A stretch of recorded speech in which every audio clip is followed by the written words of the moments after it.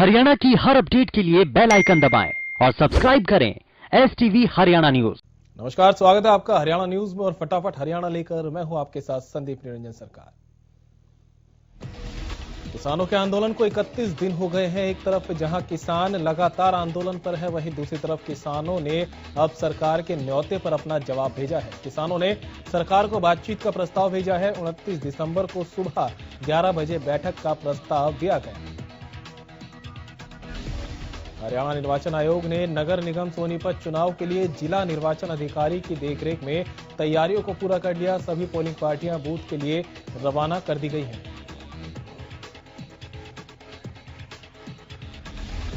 रविवार को सुबह 8 बजे से शाम 5:30 बजे तक मतदान होगा। मतदाताओं की अब की बार 2 ईवीएम मशीनों में अपना अलग अलग मतदान करना होगा। एक मेयर के लिए होगी तो दूसरी पार्षद के लिए होंगे और चुनाव में मेयर पद के रूप में 10 प्रत्याशियों की किस्मत का फैसला मतदाता करेंगे।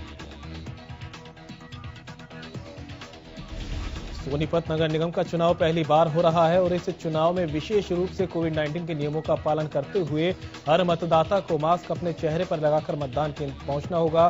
सोशल डिस्टेंसिंग का भी पालन करना होगा। जिला निर्वाचन अधिकारी ने विशेष रूप से नगर पार्षद और मेयर चुनाव को लेकर अलग अलग वोटिंग मशीन की व्यवस्था कर ली है। मौके पर मौजूद ईवीएम इंचार्ज सहदेव ने बताया कि M3 मल्टी पोस्ट मशीन का इस्तेमाल किया जाएगा, जिसको मेयर चुनाव के लिए वोटिंग के रूप में इस्तेमाल किया जाना है। नगर पालिका उकलाना के लिए मतदान कल यानी 27 दिसंबर को होगा, जिसको लेकर चुनाव प्रशासन ने सभी तैयारियां पूरी कर ली है। आज पोलिंग पार्टियां अपना सामान लेकर पोलिंग बूथों पर पहुंची। नायब तहसीलदार धर्मवीर नैन ने जानकारी देते हुए बताया कि नगर पालिका उकलाना के चेयरमैन और पार्षद पद के लिए 27 दिसंबर को चुनाव होगा, जिसको लेकर सभी पोलिंग पार्टियां अपने अपने बूथों पर रवाना कर दी गई। नए कृषि कानूनों को रद्द करने की मांग को लेकर धरने पर बैठे किसानों के आंदोलन का 1 महीना आज पूरा हो गया है। आज आंदोलन का 31वां दिन रहा। किसान ठीक 1 महीने पहले सिंगू बॉर्डर पर 26 नवंबर को जुटे थे।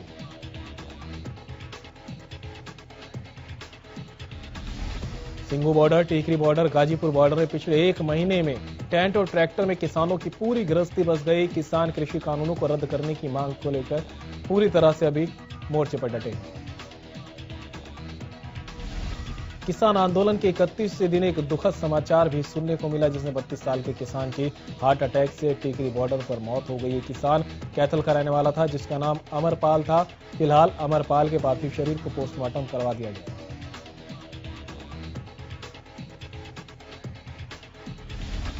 कृषि कानूनों के खिलाफ किसानों का आंदोलन 31वें दिन भी जारी है। किसान संगठनों ने कृषि कानूनों के खिलाफ 27 दिसंबर को होने वाले पीएम मोदी के मन की बात के कार्यक्रम का विरोध करने का फैसला लिया है। सोनीपत में किसान संगठनों ने थाली बजाकर मन की बात कार्यक्रम का विरोध भी जताया। आपको बता दें कि किसानों ने पीएम मोदी के मन की बात कार्यक्रम के समय किसानों ने थाली पीटकर विरोध जताने का ऐलान किया है। किसानों का कहना है कि वो इसके लिए महापंचायत के जरिए अलग अलग गांवों तक पहुंचकर खापों से मुलाकात करके रणनीति बना रहे हैं। आज किसानों के टोल प्लाजा फ्री करने का दूसरा दिन है। आज भी प्रदेश में अन्नदाता टोल को फ्री उन्होंने करके रखा है। शुक्रवार को भी सोनीपत के KGP और KMP पर पहुंचे किसानों के जत्थे ने टोल फ्री कराया, जिसके बाद टोल से बिना टोल दिए वाहन चालक रवाना हो गए। KGP और KMP के बाद किसानों का जत्था आगे और भी टोल को फ्री कराने के लिए बढ़ा। सिरसा के भावदीन टोल प्लाजा को किसानों ने फ्री कराया। किसानों ने 3 दिनों के लिए भावदीन टोल को फ्री कराया। किसानों का कहना है कि टोल प्लाजा पर अगले 3 दिन तक कोई पैसे नहीं दिए जाएंगे। सभी वाहन चालक यहां से बिना भुगतान किए रवाना होंगे। किसान जत्थेबंदियों के आह्वान पर किसानों ने दिल्ली अमृतसर नेशनल हाईवे पर मौजूद शंभू टोल प्लाजा को फ्री कराया। किसानों की माने तो किसान दिल्ली में पिछले 1 महीने से बैठे हैं, लेकिन सरकार किसानों की मांग मानने को तैयार नहीं। किसानों का कहना है कि 3 दिन टोल बंद रखने के बाद अगला जो भी फैसला किसान संगठन लेंगे उस पर अमल किया जाएगा। भारतीय किसान यूनियन के संगठन की ओर से कुंडली मानेसर पलवल एक्सप्रेस हाईवे को टोल फ्री करा दिया गया। कुछ किसान बादली टोल पर पहुंचे और उन्होंने अपने हाथों से बैरिकेड्स हटाकर टोल को फ्री करवाया। हालांकि कुछ देर के लिए टोल मैनेजर के साथ उनकी कुछ नोकझोंक भी हुई, लेकिन बाद में टोल फ्री करा दिया गया। कैथल के नजदीक गांव थाना टोल प्लाजा को किसानों ने 3 दिन के लिए फ्री कराया। किसानों ने कहा कि वो पूरे दिन टोल पर शांतिपूर्ण धरना देंगे। किसानों का कहना है कि दिल्ली में बैठे किसान नेता जैसा आदेश देंगे उसी के मुताबिक हम आगे की कार्रवाई करेंगे। किसानों का कहना है कि इस दौरान किसी प्रकार का जाम नहीं लगाया जाएगा और न ही किसी को परेशान किया जाएगा। झज्जर के डीघल टोल को अहलावत खाब के नेतृत्व में सैकड़ों किसान ने टोल फ्री कराया। डीघल टोल को 72 घंटे के लिए टोल फ्री कराया गया। संयुक्त किसान मोर्चा के आह्वान पर 3 दिवसीय टोल मुक्त अभियान में अपनी आहुति देते हुए सैकड़ों किसानों के साथ अहलावत खाब के प्रतिनिधि पहुंचे और टोल को बिल्कुल फ्री करा दिया गया। उन्होंने कहा जैसे भी हमारे किसानों के आदेश आएंगे उसी तरह से हम लोग उसका पालन करेंगे। साफ तौर पर कहा कि हम लोग शांतिपूर्वक समझाकर ही टोल फ्री करा रहे हैं, ना लोगों को जाम करने देंगे और ना ही कोई हिंसक प्रदर्शन करेंगे। किसानों का कहना है कि जब तक सरकार इन काले कानूनों को वापस नहीं लेती हम लोग इसी तरह के आंदोलन में अपनी भागीदारी देते रहेंगे। किसान संगठन के आह्वान पर हिसार से चंडीगढ़ NH 52 रोड पर सरसोद बीच पड़ी टोल प्लाजा को किसानों ने टोल मुक्त कराया। 3 दिन के लिए टोल फ्री अभियान के तहत टोल प्लाजा को फ्री कराया गया। इस दौरान भारी पुलिस बल भी मौके पर मौजूद रहा। किसान लगातार टोल पर डेरा डाले हुए हैं।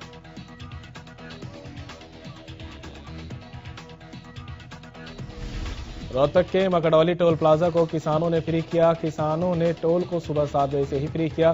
किसानों का कहना है कि अगले 2 दिन तक टोल फ्री रखेंगे।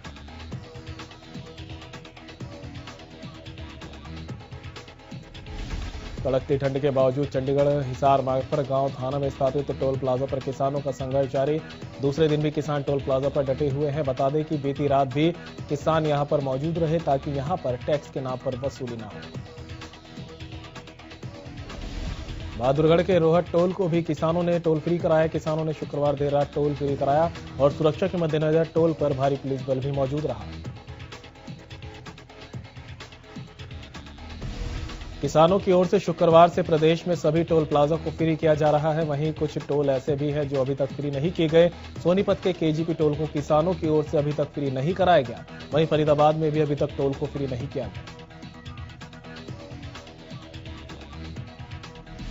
पलवल में मौजूद टोल प्लाजा को भी अभी तक फ्री नहीं किया गया। इसी के साथ गुरुग्राम दिल्ली जयपुर हाईवे पर किसान आंदोलन बेअसर नजर आया। जयपुर से दिल्ली जाने वाले वाहन सामान्य रूप से आवाजाही कर रहे हैं। किसान आंदोलन का खिड़की दौला टोल पर भी कोई असर नहीं देखा गया। टीकरी बॉर्डर पर शुक्रवार से महिलाओं ने भी भूख हड़ताल शुरू कर दी है। रोज 11 किसान महिलाएं 24 घंटे का उपवास रखकर कृषि कानूनों के खिलाफ विरोध दर्ज करा रही हैं। टीकरी बॉर्डर पर लगातार किसान डटे हुए हैं। कृषि कानूनों का विरोध कर रहे किसानों और विपक्षी पार्टियों ने शनिवार को हांसी में बीजेपी कार्यकर्ताओं की मीटिंग का विरोध कर दिया। काले झंडे लेकर किसान हिसार चुंगी पर लीग्रांड हॉल के सामने नारेबाजी की। विरोध की सूचना मिलते ही डीएसपी विनोद शंकर भारी संख्या में पुलिस फोर्स के साथ मौके पर पहुंचे। डीएसपी ने विरोध कर रहे लोगों को समझाने का प्रयास किया गया। किसानों ने शांतिपूर्ण तरीके से करीब 1 घंटे विरोध किया और उसके बाद वापसी चले गए। भारतीय किसान यूनियन के प्रदेश अध्यक्ष गुरुनाम सिंह चढ़ूनी ने बताया कि किसान आंदोलन तेजी से आगे बढ़ रहा है और किसानों का जोश भी लगातार बना हुआ है। डिप्टी सीएम दुष्यंत चौटाला पर निशाना साधते हुए चढ़ूनी ने कहा कि दुष्यंत चौटाला ने जनता से वोट लेकर बीजेपी को बेच दिए और उप मुख्यमंत्री की कुर्सी पर जाकर बैठ गए। वहीं चौधरी बीरेंद्र सिंह के किसान हितैषी होने को झूठा बताया। चढ़ूनी ने कहा कि अगर बीरेंद्र सिंह किसानों के साथ हैं तो वो पहले अपने बेटे को सांसद पद से इस्तीफा देने को कहें और किसानों के बीच आकर बैठे। इस दौरान उन्होंने अंबानी, अडानी और पतंजलि के उत्पादों का बहिष्कार करने की बात कही। दिल्ली एनसीआर के तमाम बॉर्डरों पर कृषि कानूनों को रद्द कराने और एमएसपी पर कानून बनाने के लिए किसानों का धरना प्रदर्शन लगातार जारी है और छठे दिनों से लगातार सभी धरना स्थलों पर किसानों की 24 घंटे की कृत्रिम भूख हड़ताल चल रही है। पलवल के नेशनल हाईवे 19 स्थित अटोहा चौक पर किसानों का धरना प्रदर्शन 24वें दिन भी जारी रहा। इस धरने में मध्य प्रदेश, बुंदेलखंड, राजस्थान, यूपी के किसानों के साथ साथ पलवल जिले के किसान भी धरने पर बैठे हैं। प्रदेश में कोरोना के आंकड़ों में सुधार देखा जा रहा है। पिछले 24 घंटों में 408 नए मरीजों की पुष्टि की गई। वहीं गुरुग्राम में 81 और फरीदाबाद में 61 नए केस सामने आए। हिसार में 23 और सोनीपत में 18 नए मामले सामने आए हैं।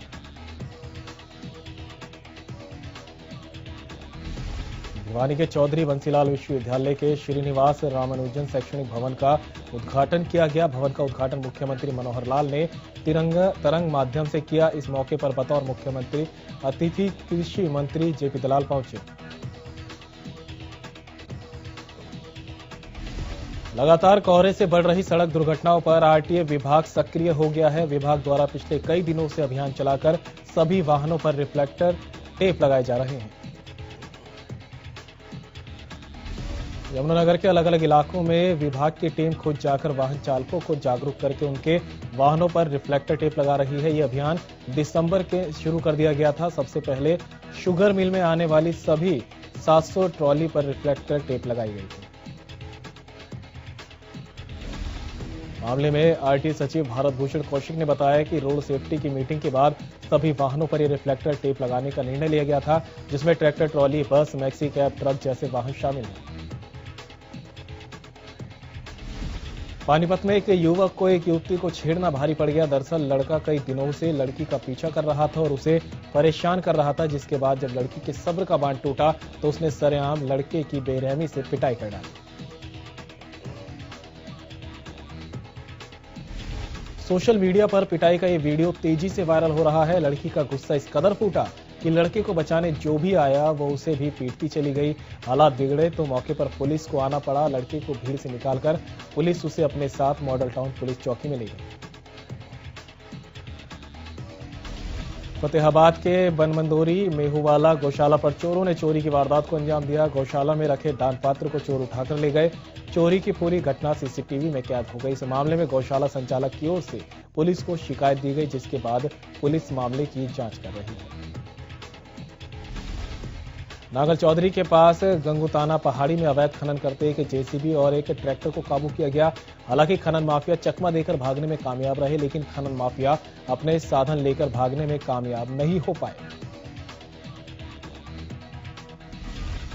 जाखल मंडी की नई बस्ती में सीवरेज लाइन डालने के दौरान एक मिट्टी का ढेर मजदूरों पर जा गिरा, जिससे 2 मजदूर जिसमें दब गए, जिसमें दोनों ही मजदूरों की मौत हो गई। जेसीबी की सहायता से मिट्टी को हटाकर इन मजदूरों को बाहर निकाला।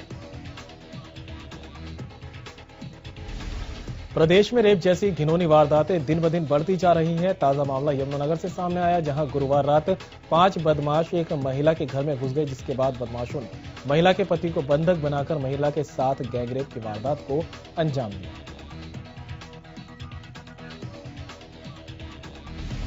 फरीदाबाद में 3 दिन पहले सरेआम युवा नेता की गोली मारकर हत्या मामले में पुलिस को सफलता मिली। दरअसल पुलिस ने कार्रवाई करते हुए गोली मारने वाले युवकों समेत 4 आरोपियों को गिरफ्तार किया। यमुनानगर की तारा कॉलोनी में 30 वर्षीय शख्स की संदिग्ध परिस्थितियों में कमरे में आग लगने से मौत हो गई। सूचना पाकर मौके पर पहुंची पुलिस ने शव को कब्जे में लेकर मामले की जांच शुरू कर दी है। पुलिस ने शव को पोस्टमार्टम के लिए सामान्य अस्पताल में भिजवा दिया। सोनीपत में हुए सड़क हादसे में एक किसान की मौत हो गई, जबकि 2 गंभीर रूप से घायल हो गए। हादसा कव्वाली गांव के पास हुआ। तेज रफ्तार एक कार पेड़ से जा टकराई। बताया जा रहा है कि मशरूम की खेती करने वाला किसान अपने 2 साथियों के साथ दिल्ली गया था और यह हादसा दिल्ली से लौटते वक्त हुआ। परिजनों का कहना है कि मृतक किसान तैयार मशरूम को दिल्ली बेचने गया था, लेकिन रास्ते में वह हादसे का शिकार हो गया। इस दौरान गाड़ी में सवार 2 अन्य लोगों को गंभीर चोटें भी आई हैं, जिनका रोहतक के पीजीआई में इलाज चल रहा है। बहरहाल पुलिस ने शव को कब्जे में लेकर जांच शुरू कर दी। और फिलहाल फटाफट हरियाणा में इतना ही। मुझे दीजिए इजाजत, आप बने रहिए हरियाणा न्यूज के साथ।